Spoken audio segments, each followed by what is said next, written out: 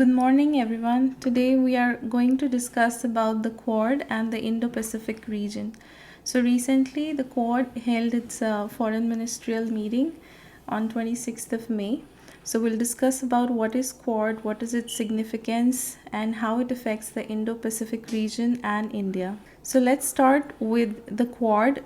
The abbreviation Quad stands for Quadrilateral Security Dialogue. It's an informal strategic forum. An informal strategic forum, what does it mean? It means that it's only a meeting or discussion and it's informal, nothing is written. And it looks for long-term goals for the Indo-Pacific region. Who are the members of the Quad? There are 4 countries that are members of the Quad: India, United States of America, Japan, and Australia. And what is the origin of this grouping called Quad? It was an ad hoc grouping and it was created after the 2004 Indian Ocean tsunami to coordinate the tsunami relief measures. So soon after the tsunami relief measures were completed, this group was dissolved. But in 2007, Shinzo Abe from Japan conceptualized it formally. But in 2008, Australia opted out of it because of China's resistance, and that is why this group fell dormant for nearly a decade. It was revived again in 2017 amid the Indo-Pacific tensions. So in 2017, on the sidelines of the ASEAN summit in Manila, these 4 countries decided to revive it. So the original 2004 grouping, it's sometimes called Quad 1.0, and the one that was revived in 2017 is sometimes referred to as Quad 2.0. Also, the first leaders summit for Quad was held in 2021, and the first meeting was held virtually in March 2021, and then afterwards the leaders, they met in Washington in I think November 2021. So the first leader summit, it was done in 2021, but 2025 and 2026 it was a ministerial meeting, no leaders summit. What is the key objective of Quad? The key objective of Quad is to ensure a free, open, inclusive and rule-based order in the Indo-Pacific region.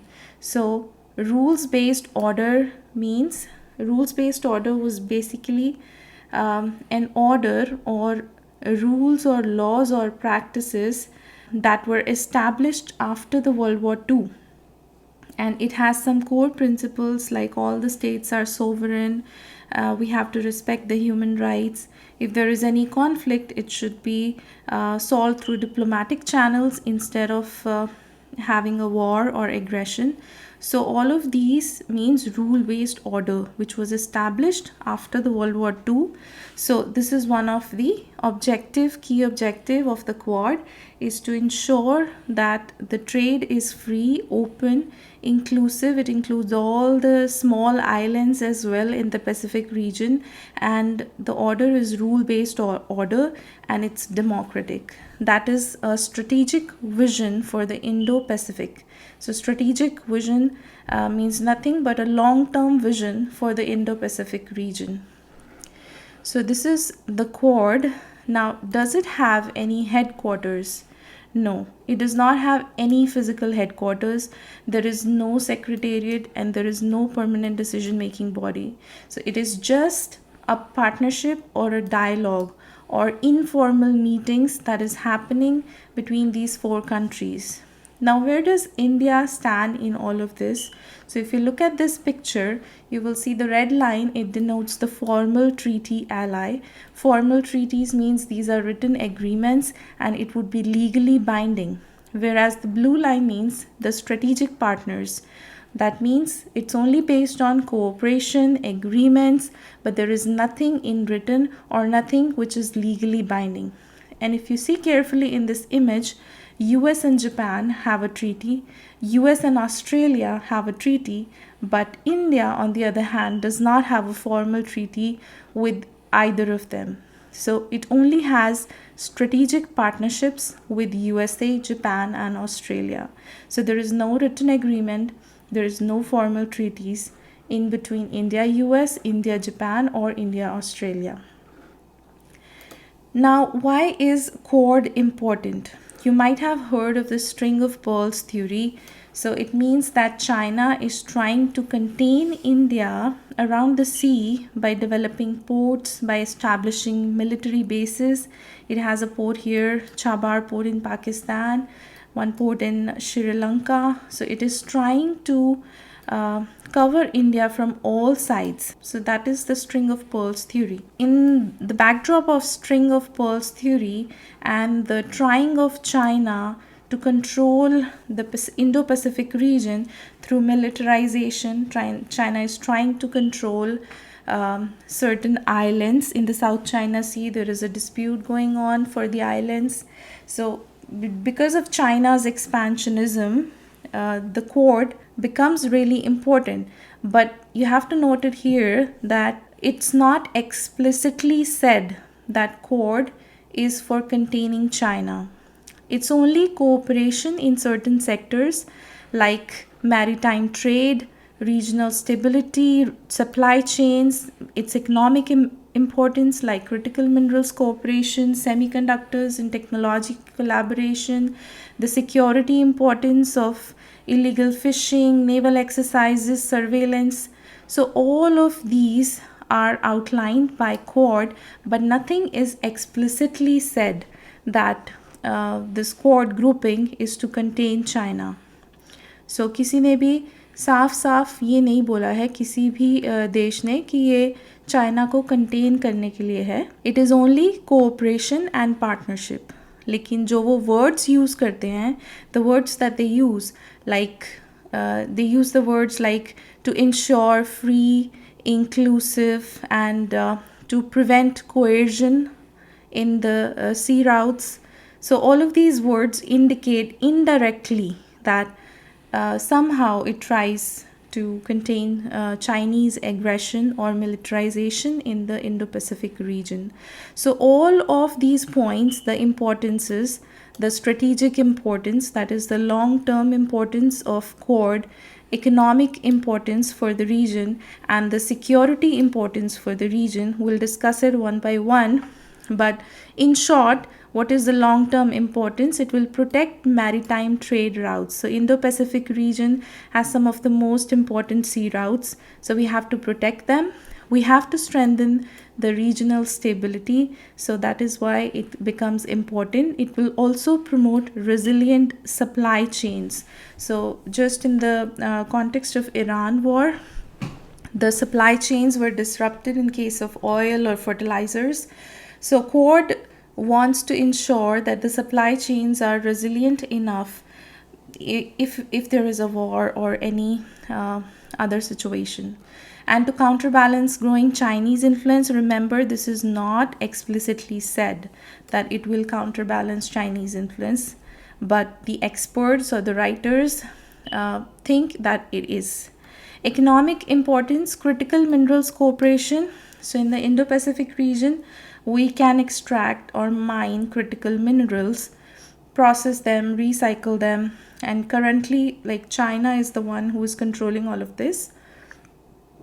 But now these four countries have come together to make sure there is cooperation in critical minerals. So all of these points we'll discuss in the next slides. So let's move forward. Let's see what is the Indo-Pacific region. So when I say Indo-Pacific region, which region am I talking about? So Indo-Pacific region is the region which extends from the eastern coast of Africa. So you can see here on the map, this is the eastern coast of Africa. It extends from here to the western coast of USA. So right here, western coast of USA. So that means it will include all of the Indian Ocean and the western and the central Pacific Ocean. So this blue circle encircles all the Indo-Pacific region. You can see the countries that come here, and you'll see there are a lot of islands, small islands, which are affected by climate change, global warming, that come here. And that is why when you look at one of the key objectives that I told you in the starting, to be inclusive, they mean to be inclusive of all of these small islands that lie here in this region. So they have Quad wants to ensure that they are not left behind in the development process. Now, why is this region so important? Because more than half of the world's population live in this region, and roughly 60% of the global GDP comes from this area, and most of the important or key global waterways lies in this area. Let's move forward. Now, again, why is Indo-Pacific region so crucial? As I told you, the global trade passes through it. It contains all the vital important sea lanes. It's an energy transportation hub. So for the transportation, we have strategic choke points, and some of the examples are Strait of Hormuz, which is in the news recently. You might have heard it because of the Iran war, because Iran is blocking the ships that's coming through the Strait of Hormuz, due to which the prices of oil are increasing. So you will see here on the map, this is Iran right here, and this is Oman and UAE at this tip, and this small area, this strait, is the Strait of Hormuz, and it's connecting the Persian Gulf with the Gulf of Oman, and afterwards further to the Arabian Sea. So you can see here that the Iranian coastline is bigger than Oman or UAE, and that is why Iran has more influence over the ships going in this area. There are some islands here for Iran, so the coastline of Iran is bigger with the Strait of Hormuz, due to which it tries to control the ships that are going through here. So Strait of Hormuz, and it approximately 20% of the world's petroleum and a large portion of global LNG pass through this strait. The second one is the Malacca Strait. Malacca Strait, you can see here on the map, it is connecting Malay Peninsula, that is Malaysia, Malay Peninsula, and the Indonesian island of Sumatra. So basically it connects the Indian Ocean with the Pacific Ocean, and you see here this is the South China Sea in the Pacific Ocean, and this is a bone of contention because China claims a lot of islands in this sea, South China Sea. So what are the main concerns? Why is Indo-Pacific region crucial? What are the main concerns for the countries lying in this area? Is the territorial disputes. As I told you, China's expansionism policy, they try to control the islands, they're trying to encircle India by the string of pearls. Its assertiveness plus the supply chain vulnerabilities because of growing protectionism around the world. What is happening? The supply chains are getting disrupted, just as we see in the Iran war. The prices of oil are going up, the prices of fertilizers are going up. So the supply chain vulnerabilities. The other ones are illegal fishing and maritime coercion again. So some of these concerns the countries that are in the Indo-Pacific region. So what are the latest Quad developments and what are the major announcements that were made in the New Delhi meeting? So you will see they came up with Indo-Pacific Energy Security Initiative, which means that they will ensure cooperation in the sector of energy. So all the 4 countries will ensure that there is energy security in the area or in the region. Then comes the critical minerals cooperation. So as I told you, critical minerals, currently China is the leading producer of the critical minerals. They mine a lot of critical minerals, and most of these minerals are coming from China. So these countries want to have their own alternative production of critical minerals as well. So they have decided to mine the critical minerals in this region, to process them, recycle them. So that is the critical minerals cooperation initiative. Apart from that, they came up with maritime surveillance collaboration. So they will make sure that the area is safe, the maritime surveillance. There will be tabletop exercises done. Tabletop exercises means that they will simulate basically discussions of a hypothetical emergency situation, and they will discuss and the roles of all the people who are present there, and they'll change it accordingly. So these are basically simulated conversations or tabletop exercises, that's what we call them. So maritime surveillance collaboration. Then there is port infrastructure in Fiji. So it is to note here, this is the first time there is some solid investment or dollars going into Fiji by this grouping called Quad. So earlier there was no investment as such. So this is the first investment that's done. They want Fiji to develop a port, and it is, some experts say, it's just on the sidelines of China developing ports in various countries like the Chabar port or the Hambantota port in Sri Lanka. So these ports are created by China. So similarly, Quad is also developing port infrastructure in the island of Fiji. Then enhanced information sharing amongst all the nations. So data will be available, the maritime data from the countries will be shared amongst themselves to make sure that all of them have the correct information. Why these initiatives have been taken now? Because of the existing Hormuz crisis, we have seen the prices of oil and fertilizers, etc., going up, which means there can be global supply chain disruptions if the strategic choke points are controlled by any one nation. Then China's rare earth dominance, that means China is dominating the critical minerals market right now, and to remove that dominance, they have started the Critical Minerals Cooperation Initiative, in which they will mine the critical minerals, process them, recycle them, etc. Rising Indo Pacific tensions among countries. So as I told you, like China claims some of the islands in the South China Sea. So there have been territorial tensions as well as the maritime tensions as well. Now, Quad and China. Is Quad an anti-China alliance? Well, officially, the Quad says it is not. And it is not a military alliance against anyone. China once mentioned in 2007 that it's, like NATO. But unlike NATO, the Quad does not include any provisions of collective defense. So collective defense means if one country is attacked, the other countries in that particular coalition will come forward and help that country with all the resources. But there is no such provision in the Quad. In fact, it does not even have a secretariat or a permanent decision-making body. It's just talks and discussions and meetings, and that's all. So Quad, it is not a military alliance, and it does not have any provisions of collective defense. And the focus is only on cooperation and stability. Okay, so this is the official stance of all the leaders or countries. But the reality, what the writers or experts say, China does view Quad with suspicion, because it sees that it is indirectly responding to its South China Sea militarization. As I said, that China tries to control some of the islands in the South China Sea. So there are disputed islands there. So what China is doing is sending military there.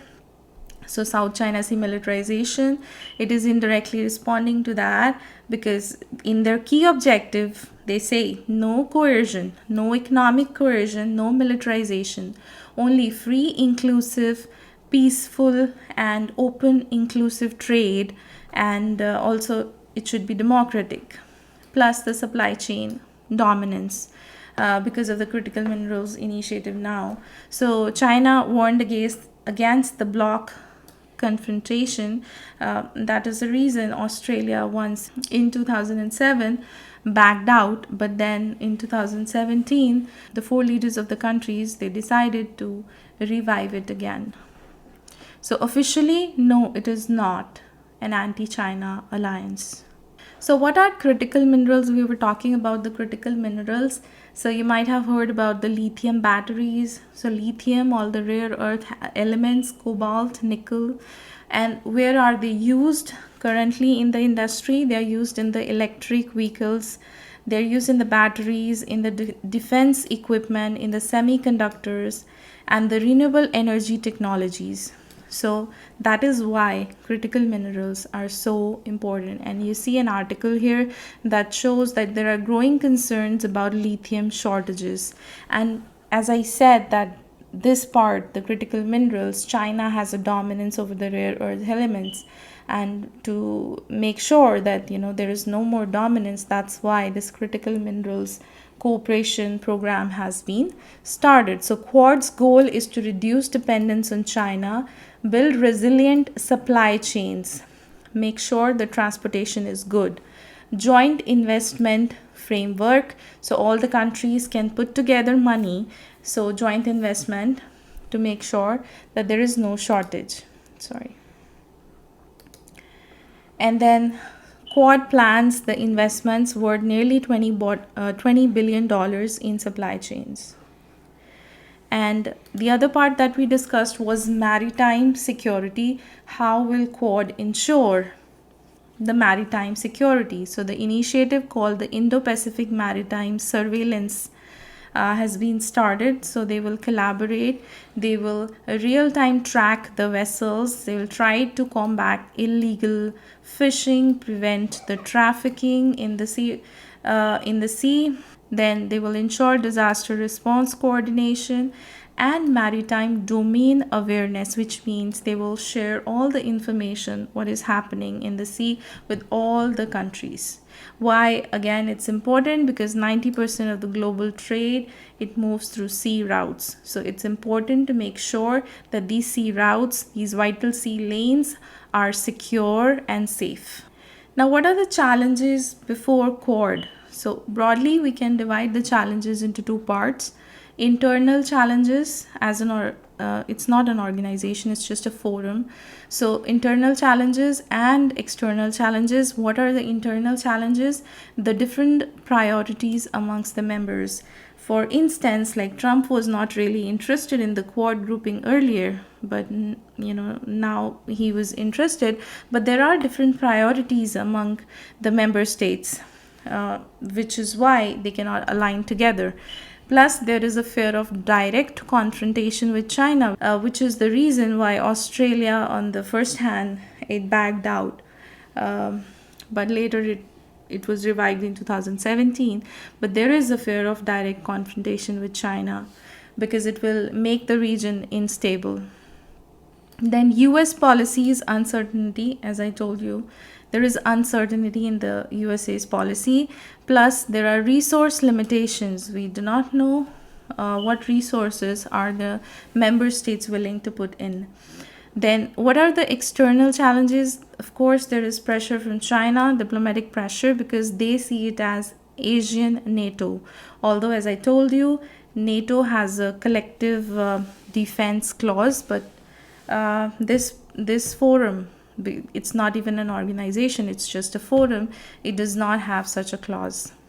Then regional skepticism, the countries in the region, they are skeptical of the Quad.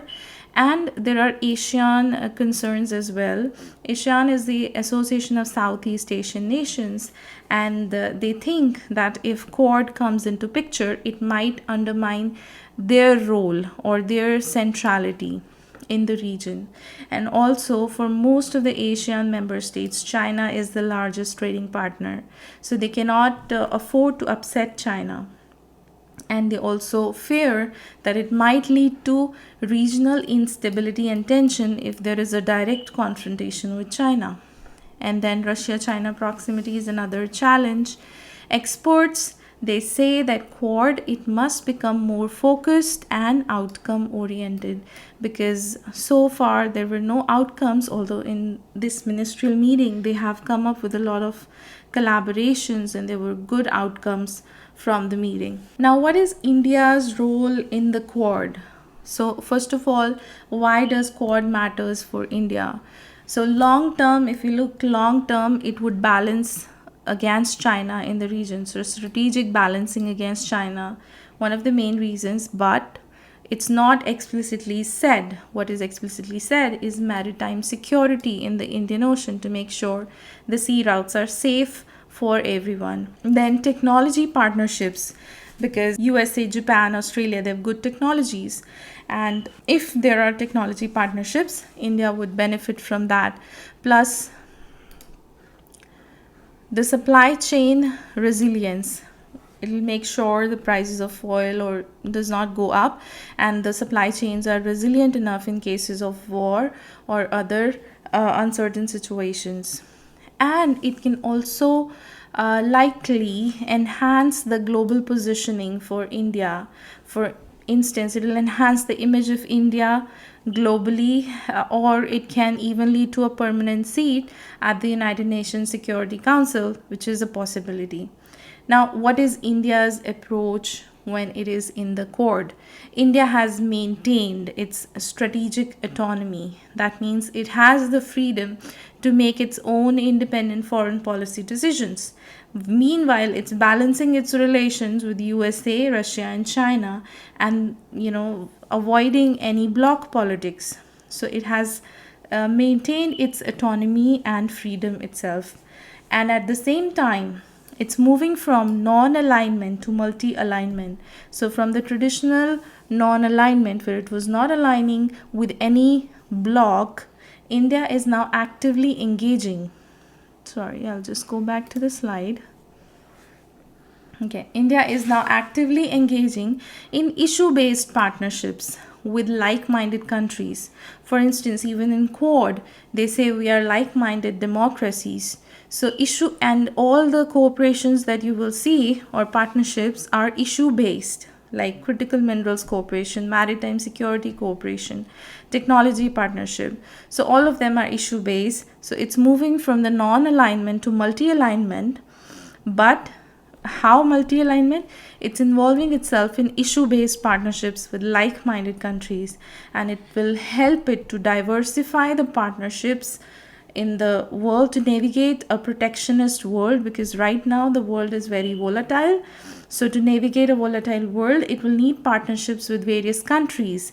Now, it's not actively supporting any bloc, but it's aligning itself with like-minded countries on issue-based partnerships. Quad would also help India without any formal military alliance. As I told you, like, it doesn't have any clause for collective defense or any military alliance with any other country. So there is no formal written military alliance.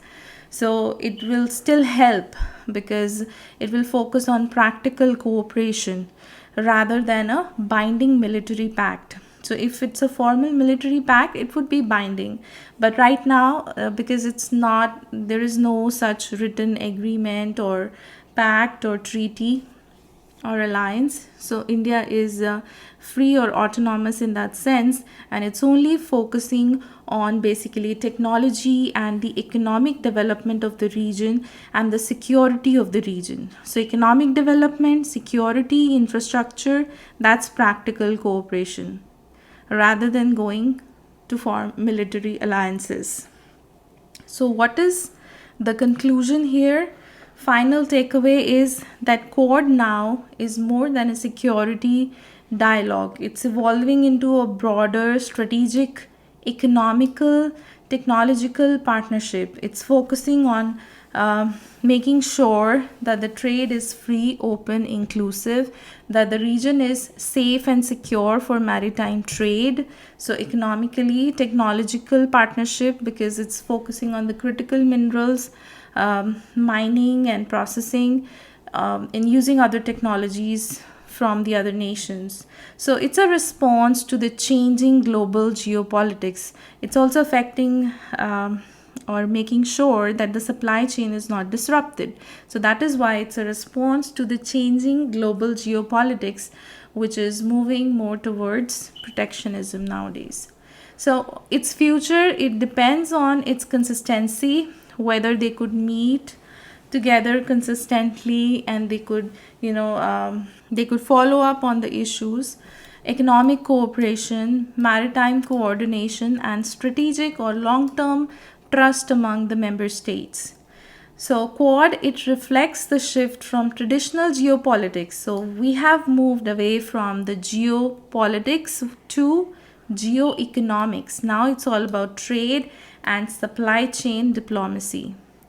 Now, who else is involved in the Quad? So, when the COVID-19 was happening, this group Quad, they included other countries as well to have a status on the vaccination process or how these countries are doing. So that is why they were holding these Quad Plus meetings. So they have included South Korea, New Zealand, Vietnam, and recently South Korea has expressed interest in joining the Quad. But US said that they are not contemplating to adjust the membership yet. But this Quad Plus meeting could be the basis for the future expansion. Now, how can a question be asked in, let's say, in the preliminary exam? Read the question. Consider the following statements about Quad. Number 1, it's a formal military alliance. Number 2, it promotes a free and open Indo Pacific. Number 3, China is a member observer. Which of these statements are correct? A, 1 only, B, 2 only, C, 1 and 3 only, and D, 2 and 3 only. So think of the answer. Until then, I'll move on how mains questions from GS2 International Relations can be asked. So the question can be asked like, critically analyze the challenges faced by Quad in emerging as an effective regional organization. Or the Quad is not merely a security grouping. As we discussed, it's not merely now dependent on the geopolitics. It's a strategic or long-term platform for regional stability and also economics and the supply chain diplomacy. So examine that statement. So this one is the same, you can avoid that. So this question, let's look at the answer. So the answer would be 2 only. It promotes a free, open, inclusive Indo-Pacific. Is it a formal military alliance? No, there is no formal alliance. There is no organization. It is just a forum. It's just meetings and discussions. China is a member observer? No, because some of the experts say it's even anti-China alliance. So no, China is not a member observer. So what are the important keywords that you can use for your answer writing that we have discussed in this slide? You can use the Indo-Pacific regions, maritime security, strategic balancing, rules-based order. I told you after World War II, there was a rules-based order that was established to make sure the countries are sovereign, the human rights are respected, etc., etc. The freedom of navigation to make sure supply chains are resilient in this volatile global world. Multilateral cooperation, strategic autonomy, critical minerals cooperation we discussed about, maritime security. So all of these keywords you can use for your UPSC answer writing. So that would be all for today. If you like the video, please give it a thumbs up and do subscribe to the channel. Thank you so much for listening. Have a very nice day.